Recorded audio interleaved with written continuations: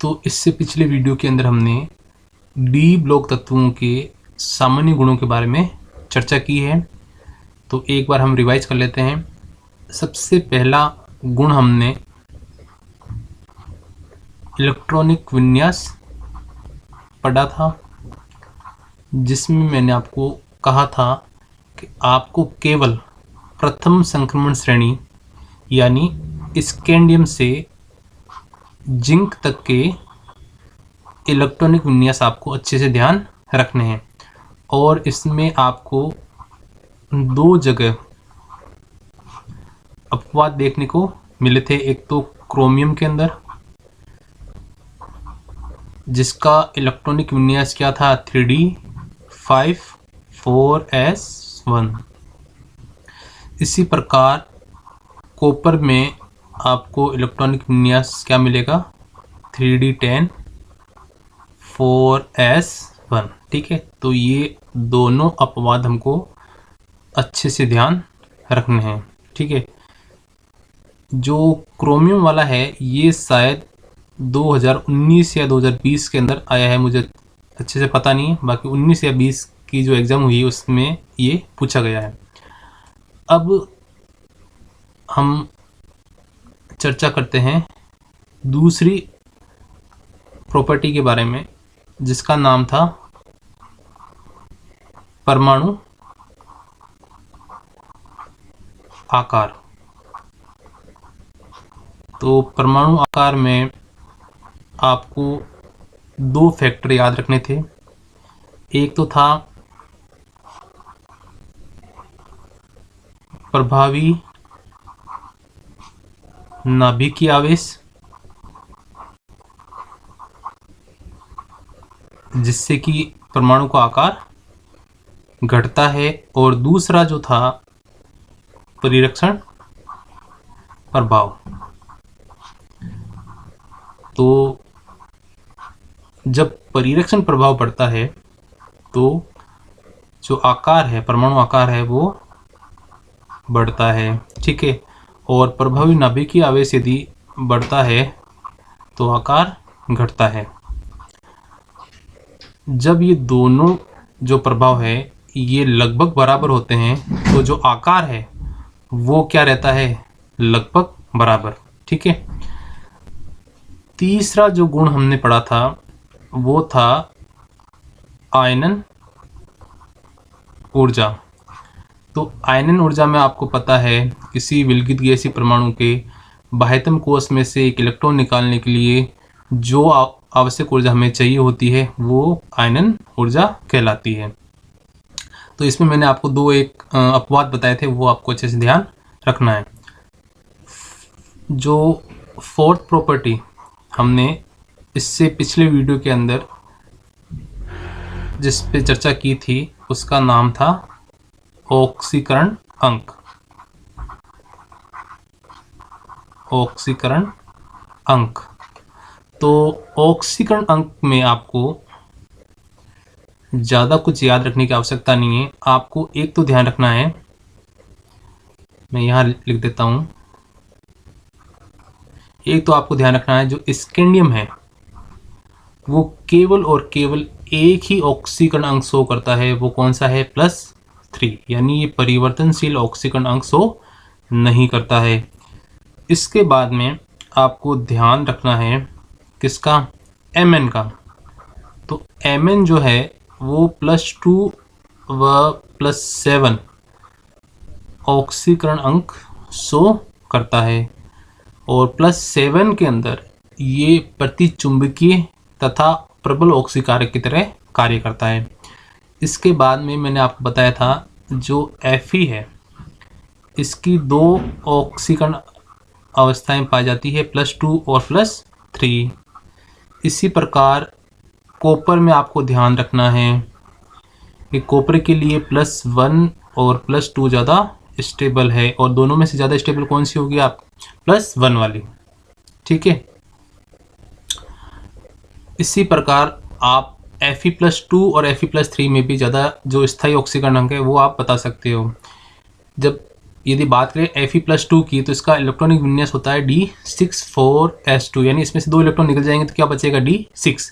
जबकि 3 इलेक्ट्रॉन यदि आप निकालते हो तो इसका स्थायी इलेक्ट्रॉनिक विन्यास आपको मिलता है कौन सा, D5 वाला।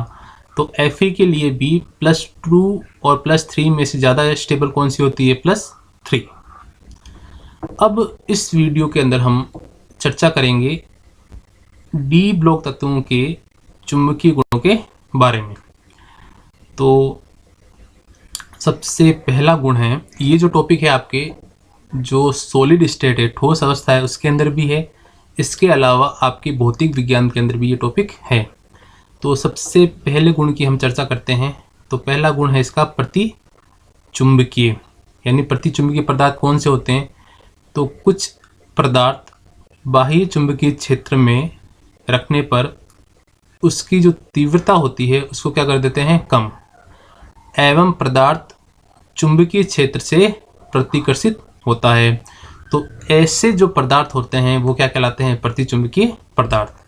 और इसके अंदर आपको एक चीज़ ध्यान रखनी है कि इनमें आपको किसी भी प्रकार का अयुग्मित इलेक्ट्रॉन नहीं मिलेगा। ठीक है, प्रतिचुंबकीय का मतलब आप एक चीज़ ये ध्यान रखना, या तो उसके अंदर सारे के सारे इलेक्ट्रॉन युग्मित हो या फिर वो पूर्ण रूप से उपकोष खाली हो। तो वो किसकी तरह कार्य करेगा, प्रतिचुंबकीय की तरह। इसको आप एक सिंपल एग्जांपल से समझ सकते हो कि क्लास के अंदर ये ऐसे स्टूडेंट हैं जिनका ध्यान टीचर की तरफ, टीचर को आप क्या मान सकते हो, बाह्य चुंबकीय क्षेत्र, मतलब इन स्टूडेंट का टीचर की तरफ जब वो पढ़ा रहा है किसी प्रकार का ध्यान नहीं होता है और टीचर से वो हमेशा भागते हैं। ठीक है, अब बात करते हैं इसके एग्जाम्पल की। तो पहला एग्जाम्पल है इसका NaCl और दूसरा है TiO2। ठीक है, तो ये दोनों ही क्या है, प्रतिचुंबकीय। कैसे हैं वो हम देखते हैं अभी। तो इसको हम हैं,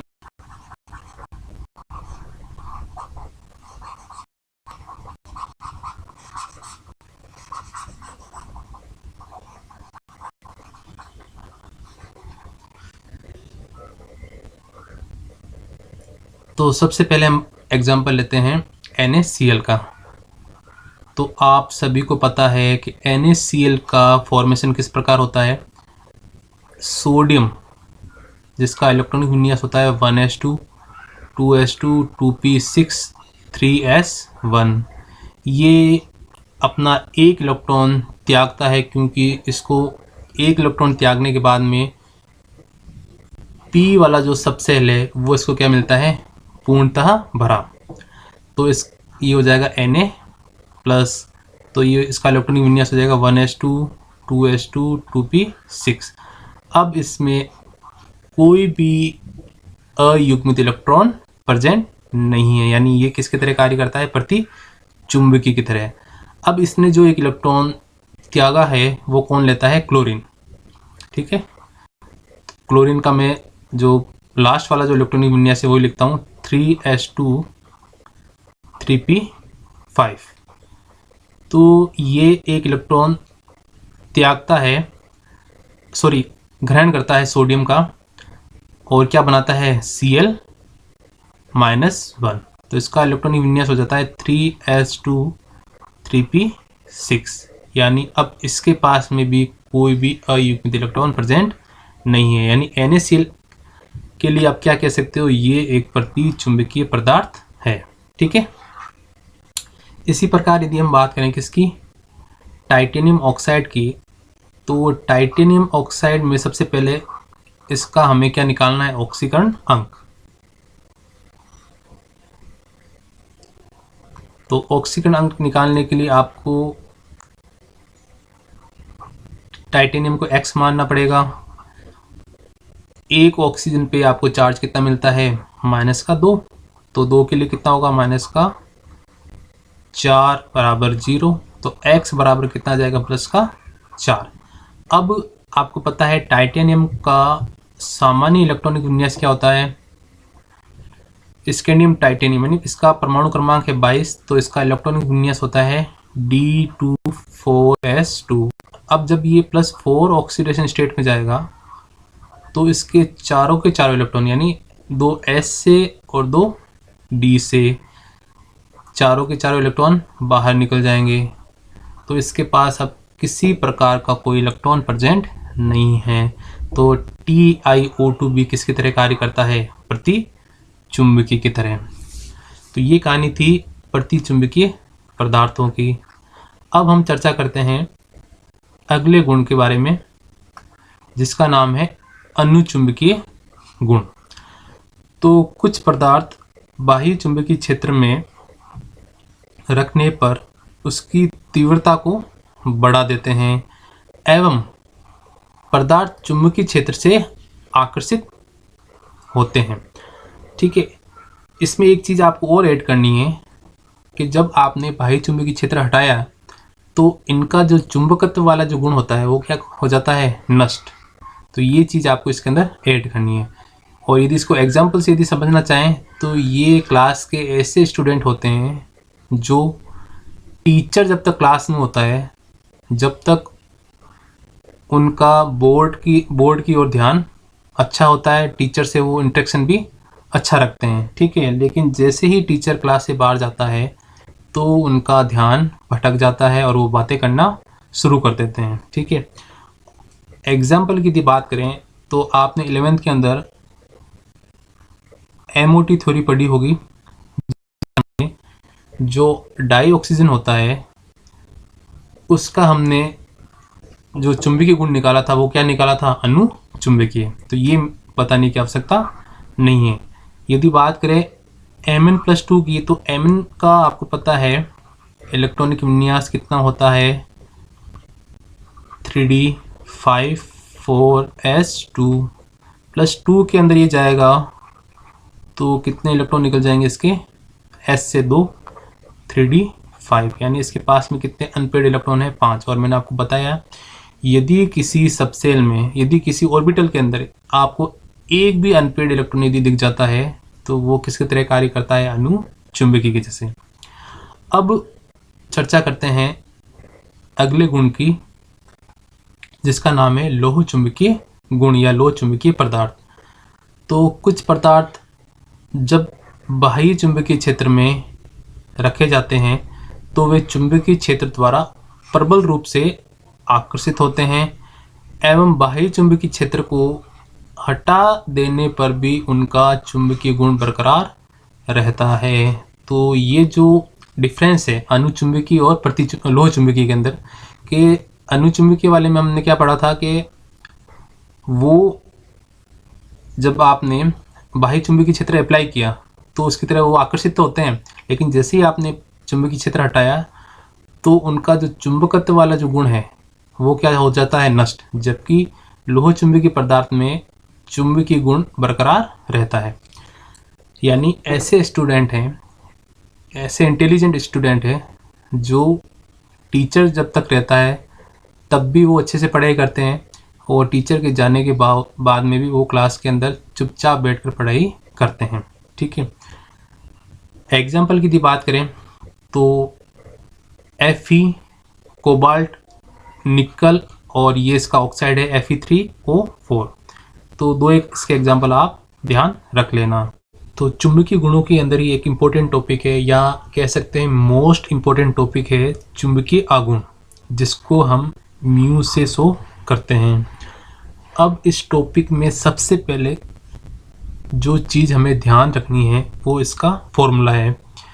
तो म्यू स्पिन बराबर √n+2, जहाँ n जो है वो अयुग्मित इलेक्ट्रॉन की संख्या है।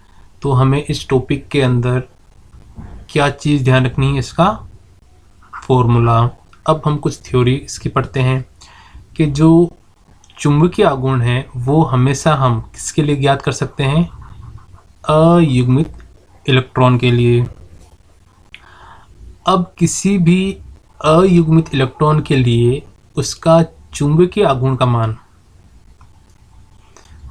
उस इलेक्ट्रॉन का चक्रण कोणीय संवेग व कक्षीय कोणीय संवेग का योग होता है। ठीक है, अब यहाँ मैंने एक नोट लिख रखा है कि प्रथम संक्रमण श्रेणी के लिए केवल चक्रण कोणीय संवेग का मान होता है। ठीक है, तो हमें प्रथम संक्रमण श्रेणी के लिए जब चुंबकीय आघूर्ण का मान ज्ञात करना है तो हमें केवल उसका चक्रण कोणीय संवेग ज्ञात करना है।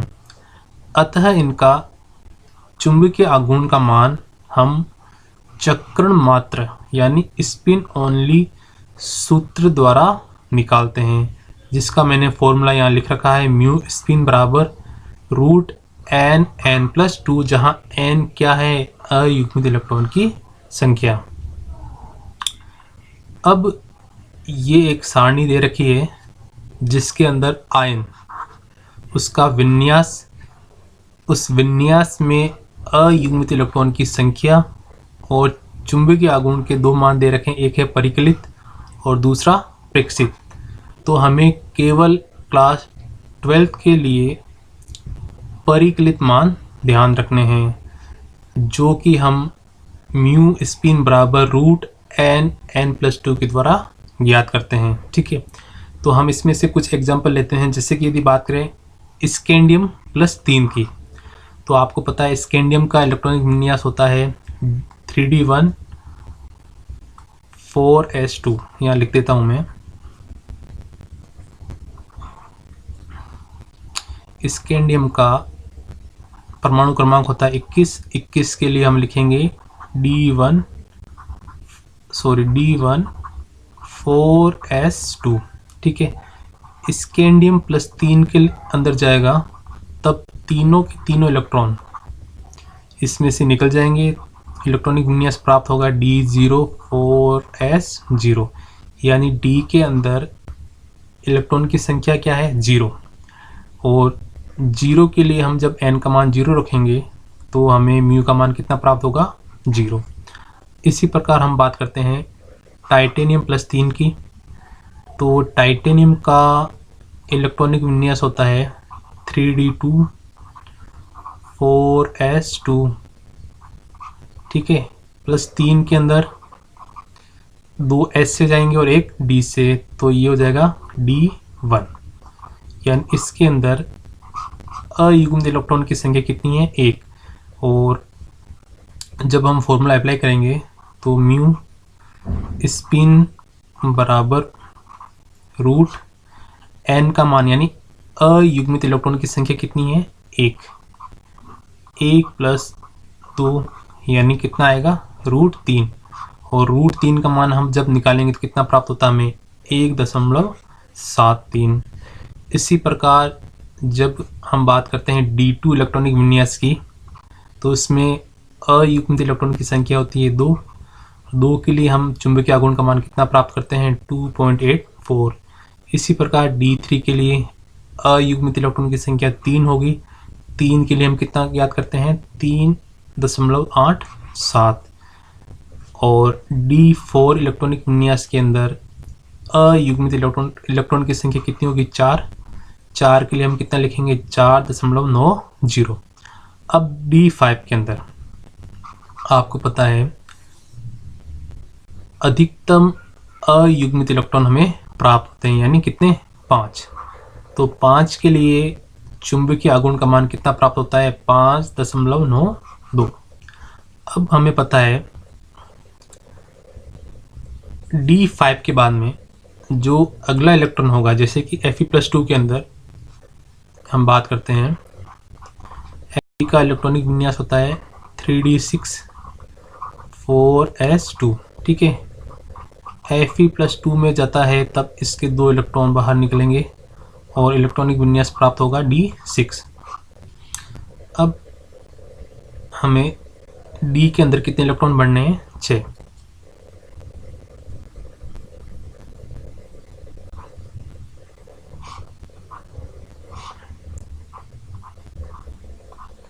वन 2 3 4 5 6।